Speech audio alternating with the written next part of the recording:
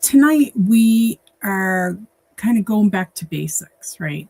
So I am each week going to start with the ribbon for all the Microsoft Office applications that we use. Microsoft Word, Microsoft Excel, PowerPoint, Outlook, and we're going to really visit the ribbon to ensure that you understand where you can find things, how things are kind of grouped together, and those things. So, have you ever opened a Word document and it really wouldn't behave? Like you use your mouse a little bit and it is not behaving the way you expect it to? Or you add a sentence at the top and suddenly your whole page shifts? Yeah, you're headed in a way that your document is using either a style that's kind of throwing everything off, or there's a page break that you can't see. It could be any number of things in your Word document that is making that happen. So tonight, we are not about becoming a Word expert, okay? So don't feel like you need to memorize all of this in the next 15, 20, 30 minutes that we're live, okay? Because you're not going to, and it takes time to really understand where you find things in the ribbon. So it's truly about a handful of buttons that you'll use in the ribbon. I would encourage you to try to learn some keyboard shortcuts to help save some time trying to find things in the ribbon, because that will save you a ton of time. So, hey everyone, if we haven't met, my name is Marie Oslebow, and I am the founder of Tech Savvy Nurse Beyond Bedside Skills. I am an award-winning nurse with over 20 years in IT and more than a decade at bedside. So I've actually lived both worlds, and now I help nurses build real tech confidence so that they can be more confident with their skills, and if they're interested, move beyond bedside, because most roles you will need to have some tech skills. So having these tech skills will make you feel more confident so that you don't say, oh, I can't apply for that job because I don't know Microsoft Word, or I don't know Excel. So learning these tools, even just the basics, will get you that much closer to your next goal. So this is what I've learned from watching some very smart healthcare workers struggle with these tools. It was never about their ability, okay? Most of us were never actually taught this. You're just expected to know it. How does that work? So I want to say this before we start, okay? You're not bad at tech. You're not behind. You were never taught it. That's the big picture here. And that's what I want you to take away. You were not taught this, but yet expected to know how to use this technology. So before we go any further, tell me in the chat, on a scale of 1 to 10, how much of a Word document has really fought back at you, right? Like 1 means never.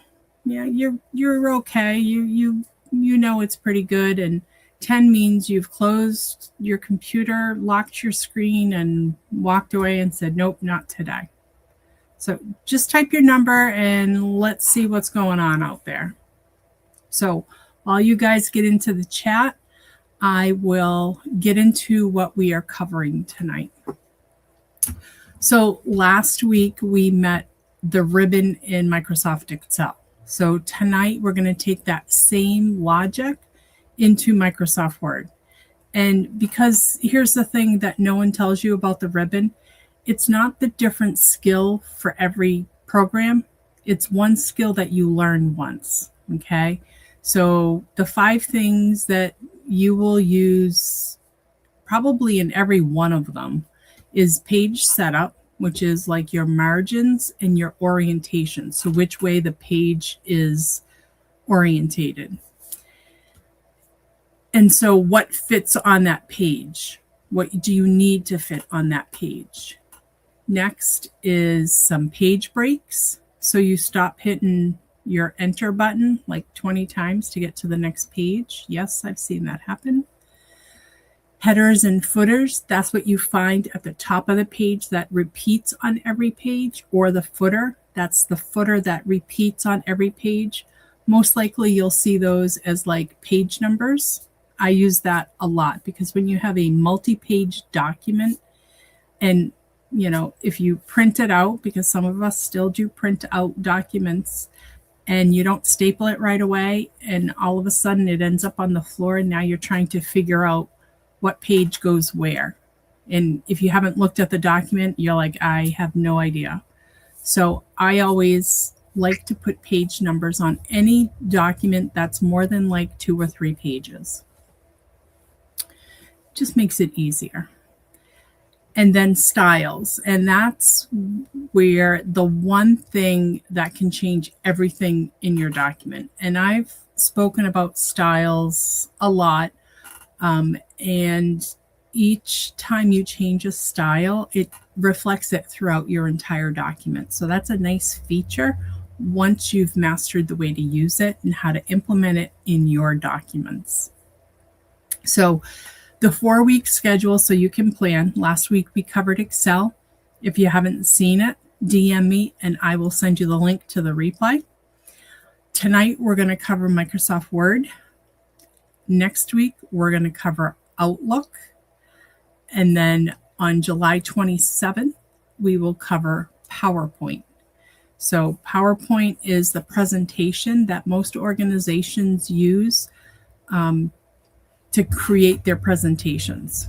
So it's the same night, same time, 6 p.m. right here, okay? All right, so let me just check real quick and make sure that I am not missing anything. Okay, perfect. All right, so I'm going to move this over here because I am going to share my desktop. And I just want to make sure that I cover everything because I want to make sure my notes, you know me, I got to have my notes. If I don't have my notes, then, you know, who knows where we will end up, right? So I want to make sure I cover my notes so we get you guys all the info that you need. So I'm going to just make this be 2 pages. I may have to move this over here. Perfect. All right. So I'm going to share my screen. I'm going to share my entire screen, and it should be screen 2. There we go. And I'm going to make this a little bigger. Perfect. All right. So this, again, full disclosure, this is a dummy document. It's not real in any way. As you may or may not know, I work in occupational health. So this kind of took that from that standpoint of occupational health. So this is just a blank document. It's about 3 pages long, and I will scroll down so you can see everything. And you can see it has some kind of formatting with it, but this is just a default, right? So it has, you know, some, I should undo that. It has some page breaks, or not page breaks, some returns here to kind of move it down the page. And I'll just do this so you guys can get the general idea as to what I'm talking about when you hit enter. So that it forces the information to go to the next page. So this is my document. Okay. Now, first off, we're going to cover the ribbon. Okay. So the ribbon, you'll see this at the top. This is the ribbon. You'll see my, I think, let me make sure that you're seeing my cursor. Yep, here we go. I just want to make sure. My cursor here, the pink arrow, this is your ribbon, okay? And what you'll find is you have file, which is, when you save your document. You have home, you have insert, and you'll notice that the icons change as I click on every tab. You have draw, design, layout, references, mailing, review, view, developer, which you may or may not ever use, of course, your help, and Acrobat, which you may or may not have. I have the full version of Acrobat, so it's a plugin for my Microsoft Word. Okay, so the ribbon, I'm going to say probably 80% of your time, you will, maybe even more, 80 or 90% of your time, you will be on the Home tab. Now, the Home tab is where you will find your cut, copy, paste, which is your Control X, Control X, Control C for copy, and Control V for paste. Those are keyboard shortcuts, so you don't have to take your mouse and click up here when you select something, right? If you find that it's grayed out, that means you can't do anything with it right now because your cursor hasn't selected something or your mouse hasn't selected something, so it doesn't know how to make that action happen. And then you have your font area. And what you'll see is there's like a gray bar in between these. And I'm not sure if you can see that on the screen or not, but there's a gray bar in between, and each kind of subsection or each group of icons or actions are kind of grouped together. So you have a clipboard, you have a font section where you can select a number of different fonts. You can make the different sizes of all your fonts, and you can either click the drop down arrow or you can click your up and down font size, and it will go through each one individually. You also have the ability to change the case, and the case is, do you want it sentence case, all lowercase, all uppercase, or capitalize each word, or toggle the case? So those are different ways. So if you know, like, you want your entire title to be all caps and you don't want to hold down the shift or caps lock, you can just come here and click all caps and it will do it for you.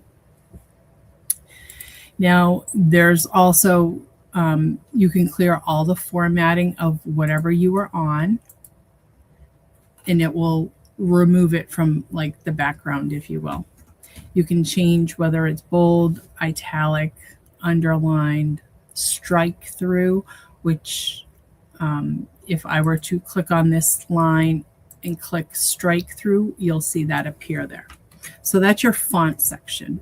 Now, you can also do kind of like some font stylization, for lack of a better term, to, kind of shadow it, outline it with colors. You can do all that. So as I roll over it, you can see that the text that I have highlighted is changing different colors. And if I change, hover over some of these others, you can see that it changes as well. You can also do highlighting here, which would highlight the text itself. And you can change the color to different highlights. So typically it's yellow, but you can always change it to a different one. Now, if you highlight it and then you select the highlight again, and it's the same exact text that you highlighted, it will unhighlight it again. And then you can change your font colors. Again, you would need to highlight it in order to change the font color. Next, you have your paragraph. Now, the paragraph is your bullets, your numbering sequence, so like 1 to 10. And then this third one in here is if I do a bullet and then I indent one, what's that going to look like? And you can stylize whether it's 1AI as it gets bumped in, or 1 and then 1.1, 1.1.1 kind of thing. So you can stylize how you want your bullets to look at each indentation. You can also just do indentation itself by itself without having the bullet.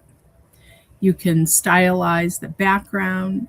If it's a table, you can decide how you want borders. You can decide if you want your fonts left aligned, right aligned, center aligned, or justified. And justified would kind of make it fit the screen, if you will. And it depends on how many words or letters are on the line as to how it would actually spread it out. So you can see on this one that on this paragraph that I have kind of spread it out a little bit, made it justified. And if I were to undo it, you would see how it kind of shrinks it back into a normal case.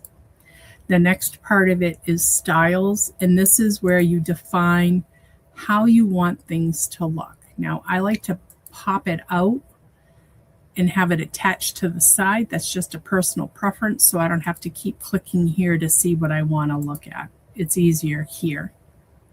And I like to show the preview so it reminds me of what it will actually look like and where it will kind of appear when I do select it. So if I were to select this and select heading 2, you would see this is what it is.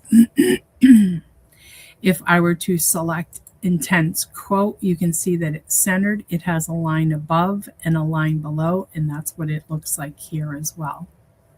So I like the show preview so that it kind of reminds me what it's going to look like. Next, you have your editing tool. So let's say you needed to change a word in your document and it appears 300 times. Well, do you want to go through and make sure that you search for each 300 times of that word in your document? I know I don't.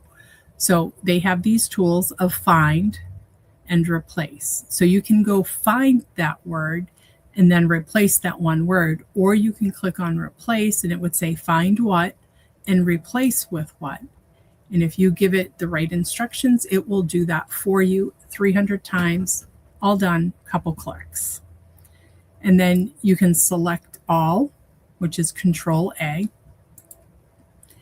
And then you have the ability, this is a built-in part with my Adobe Acrobat, so that won't work for some of you if you don't have Adobe Acrobat. Now, you'll also note that you have this dictate button. Now, if your organization or your settings are set up, you can actually click on dictate and you can talk to your computer and have it actually work for you, have it type for you. I'm not going to demonstrate that today, but it is a nice feature. So if you just don't feel like typing, you can hit dictate. It will ask, do I have permission to connect to your microphone? You say yes, and you start talking. You click the button, you start talking, it will type it out. You click the button again, it will stop. So it's a nice feature. So 90% of your time will be on this ribbon, okay? Some other sections that you probably will work on is probably insert tab. Like if you're going to insert a page break, or you want to insert a picture, right? Or you wanted to insert a shape. So let's just say I'm going to enter a shape, and let's say I want to add this funky arrow. I can do that. Now, I'm going to make it so that it doesn't overlap any of my text so you can see the arrow. So that's on the Insert tab. You also have the ability to modify your headers and your footers. So if I wanted this to appear on every page, I typically double click, but you can get there by clicking on Insert and then Header. And it will ask you, what kind of header do you want? And let's just say blank, and it's going to just give me a blank type in here kind of thing. I'm going to paste, and then I'm going to close the header or footer. Now what I'm going to do is I'm going to scroll to the next page. You'll see that's kind of muted here. And when I scroll down, you'll see that it's muted here as well. So this will appear on every page. Now, like I said, I like footers that give me page numbers. So I'm going to go back to Insert, and I'm going to go to Footer. Actually, I'm going to go to Page Number. Page number, and then I'm going to say bottom of page. And my preferred page number style is page X of Y. And that tells me that I have one of how many pages or 7 of how many pages, so that I know how many pages I should have in hand of that printed document. So this tells me 1 of 3 pages. It automatically calculates for it. I'm going to close that. Now, let's just say I'm going to insert a page break. So instead of doing this, I can do that. And you'll notice that now I have 1 of 4. So instead of doing all my enters, I can just do a page break.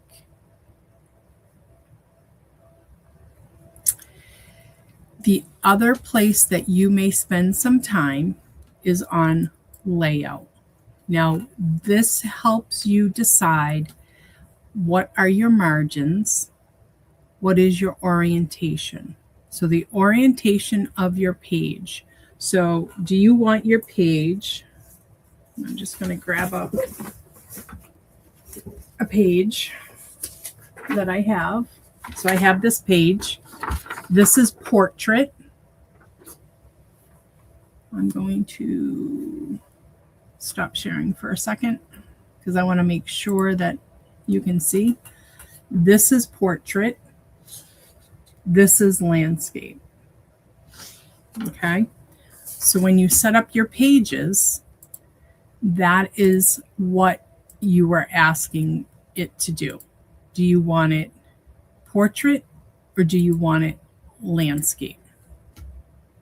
So we should be back to sharing. Perfect.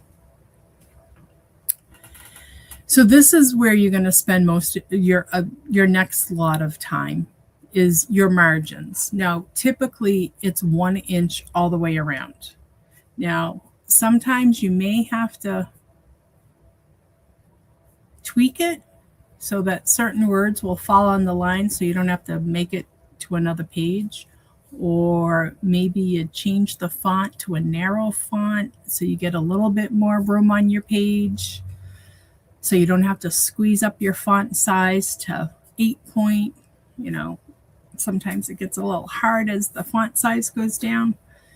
So sometimes you tweak the margins, and you'll see that there are some defaults that are here. And you'll see that my last custom size was 0.9, so just under 1 inch all the way around. The normal is 1 inch all around. Sometimes I do 1/2 inch all around. Sometimes I will do 3/4 of an inch on the left, but not on the right. And the reason I do 3/4 of an inch is if somebody prints it out and physically puts a 3-hole punch in it so that it can go into a 3-ring binder, then the words won't get cut off, because usually it cuts off at 1/2 inch. So 3/4 of an inch will give you that little bit of leeway so that when you put that 3-hole punch through, it doesn't cut off any words. And there are other variations. If none of these work, you can always go to custom and it will bring this pop-up window here. And you can just up or down it however you want. I will say if you go below 0.2, anything usually below 0.2 will not print because your printer needs something to hold onto as it feeds it through the printer. So I would caution you against using anything actually below 0.3 just to give it that little wiggle room. So these are kind of the areas that you will be in most of the time. All right, let me just make sure I covered everything. I did that. Perfect. All right. So I am going to stop sharing. Here we go. Perfect. Bring my notes back over so I don't miss anything. All right. So let me check comments and see if there are any comments. Alrighty.